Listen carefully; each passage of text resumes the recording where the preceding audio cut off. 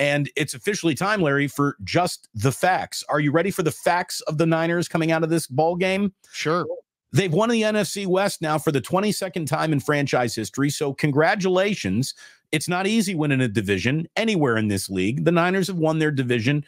And for the 10th time in franchise history, they've swept the Cardinals in back-to-back seasons for the first time since 2012 and 13. They've done that. They've done the same thing to the Seattle Seahawks, and if everything goes according to plan, they're going to try to do the same thing against the Los Angeles Rams. That would be 2 years in a row of sweeping all your regular season division games, and that's pretty darn impressive. It's the 12th consecutive overall win against NFC West opponents, which is the most since we're in the middle or at the end of peak Legion of Boom, Larry, up in Seattle back in 2002. 12 consecutive overall wins in division. I mean, that's not going on anybody's, headstone, but it's a big deal. That's significant. Well, and, you can't control the division that you play in. The Niners of the 80s played in one of the worst divisions of all time. The Rams had some good years there, but the Saints perennially were bad. The Falcons were worse.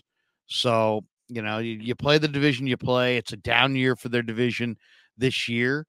Some years, though, but then you look at the Rams and you say, well, the Rams might be playing as well as anybody in the NFC, right now. And I think that Ram-Niner game is going to be very, very challenging. It will be, to be honest. So Rams are playing a lot better than the first time these two teams met.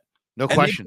They played good enough to peel the doors back on the Niners for a half there. Remember, that was the game where everybody started talking about this defense. And, oh, no, Steve Wilkes, he's up in the press box, and he's not making adjustments, and he didn't have the right game plan from the beginning of the game. And so that's where a lot of anxiety began against the Rams. Right, and the Rams have a good running back. The Notre Dame kid, Kyron Williams, is a hell of a back. He had another great day yesterday. So they can run it. They've got Stafford, and let's be honest, between Cooper Kupp, who wasn't there for the first game, Puka Nacua, and Tutu Atwell, you don't want any part. And then Higbee, you don't want any part of the Rams. The Rams are a very underrated football team right now.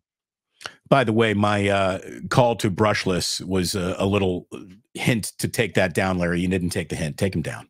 Take him down. We don't need Brushless hanging out with us for the full hour and a half or 2 hours, whatever we're doing. There we go. There we go. Clean up your room, Kruger. You and your kid. You don't make your beds. Just the facts of Brock Purdy, okay? He completed 16 of 25 for 242 yards, 4 touchdowns, and a passer rating of 135.3. His 4 touchdowns gives him 29. I believe that leads the NFL. Is it good to lead the NFL also in touchdown passes, Larry, when you basically lead the NFL in every other significant passing category? Is that good? Or is that would be good. That would be good. And to me, what was the most impressive part is that Purdy is just constant. The people that said he was dink and dunk, the people said he was captain check down, once again, judge the book by the cover and then never decided to read any of the pages within.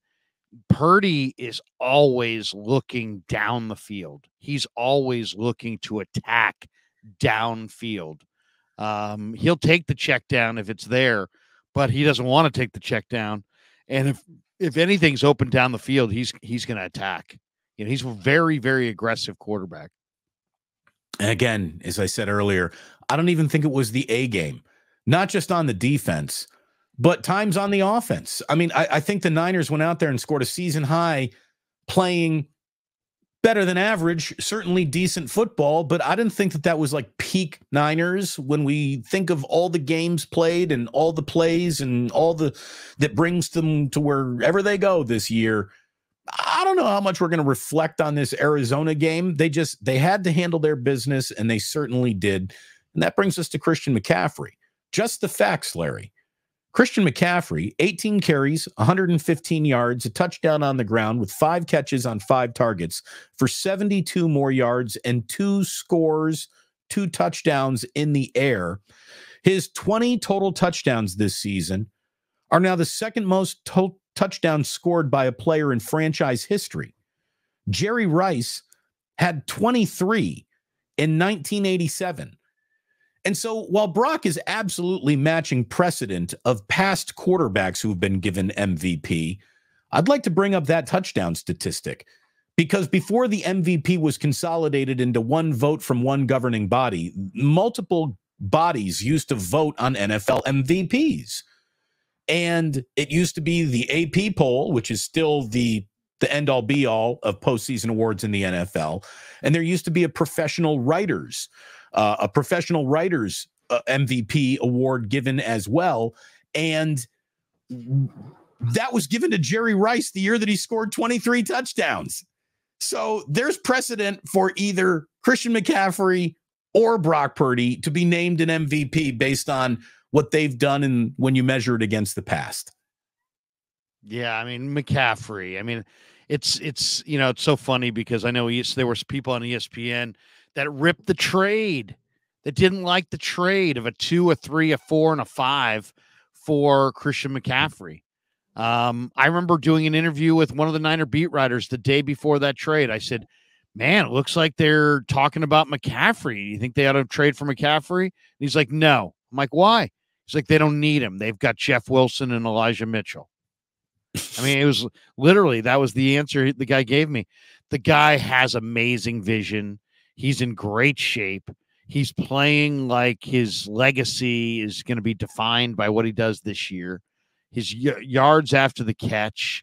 I mean, he's dominating the Cardinals. He's got 7 touchdowns in 2 games against the Cardinals this year. How about this one, too?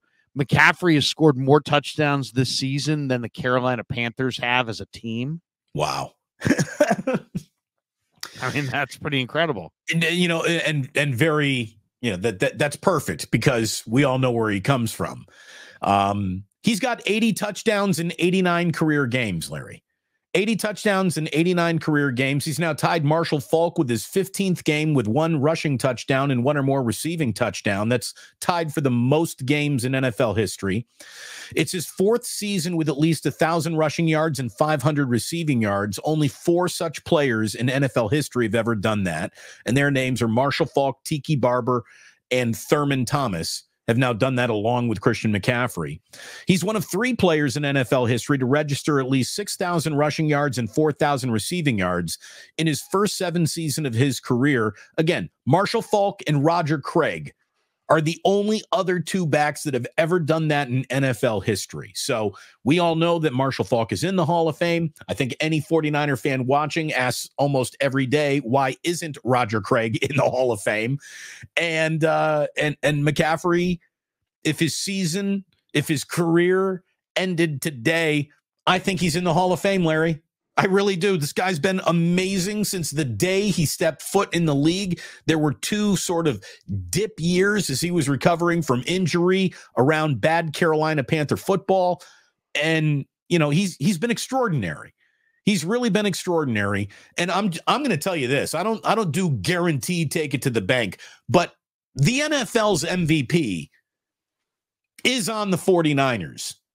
And it's either Brock or McCaffrey. And the one guy who gets it is going to be the other guy who didn't get it is going to be thrilled for the guy who did, because they both understand what they mean to this offense. You had Brock lobbying for Christian McCaffrey to be this league's MVP.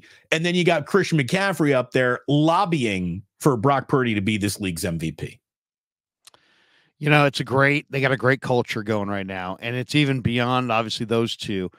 I can't remember, and I've been watching football for decades, I can't remember a team where the receivers blocked as well as these guys do down the field for the runners, and where the running backs blocked downfield this well for the receivers. The Niner weapons, whoever's getting the ball is really dangerous with the ball in their hands. But the unreported part is whoever's not getting the ball has turned into a devastating blocker. Ayuk is devastating. Debo, Kittle, CMC, Juice, Jawan Jennings. Every single one of these guys is really good when they catch it or run with it, but equally good when they're blocking for one of their teammates who's catching it or running with it. I mean, that's a culture That's Larry, not just like, hey, you know, hey, they got a bunch of good blockers. No, they have a culture where this is the expectation. And Shanahan has spoken to it in the last couple of weeks. Look, Juwan Jennings is, in terms of being targeted, the least of the 49ers receivers. Yet he is among the most important players on this team when it comes to explosive plays. Explosive plays are usually coming off the backs of Juwan Jennings blocking, off Charlie Warner and George Kittle splitting guys like bookends. I mean, it's more than just the offensive line. You're totally right about that. And you don't get explosive plays unless you got full team buy-in. And explosive plays, according to the NFL, are any passing play that goes north of 20 and any running play that goes north of 10. Yesterday, the 49ers had chunk plays of 41, 35, 26, 22, 22, 19, 19, 18, and 17 yards. I include all of those teenagers in there because those were running plays, except one of them was a passing play. But I mean, but these are plays that you're lucky to have once in a game. Good teams will have one of these and a half. To put 1, 2, 3, 4, 5, 6, 7, 8, 9 measurably explosive plays, according to NFL standards, into one afternoon of offense, that's when you're going to go about scoring a season high 45 points. I mean,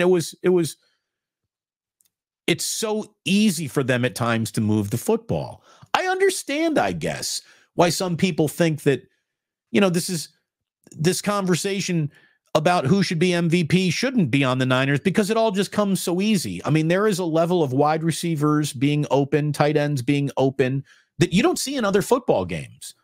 And, you know, it's amazing. Kyle Shanahan, for some people, still hasn't won a Super Bowl, so that means he's not good enough to be respected. But other people will tell you that he's the best coach in football and then go right back to the argument, well, he hasn't done anything yet because he hasn't won a Super Bowl. You know, you can't have it both ways. Kyle is either really good at this or he's not. And he really is. And if you need to see him host a Lombardi Trophy before you acknowledge he's really good at this, all you understand is the finish line. You know nothing about the journey. This guy is an unbelievable coach. Not just from a schematic, draw it up, find the mismatch standpoint, but like you said, Larry, the culture, the buy-in, the downfield blocking, asking receivers to get physical. This is an ask rarely made in NFL locker rooms, or if it's made, it's then, you know, kind of in one ear, out the other. It's not really what we do. No, you cannot play for the Niners. You can't get on the field unless you have a full buy-in of what Shanahan wants.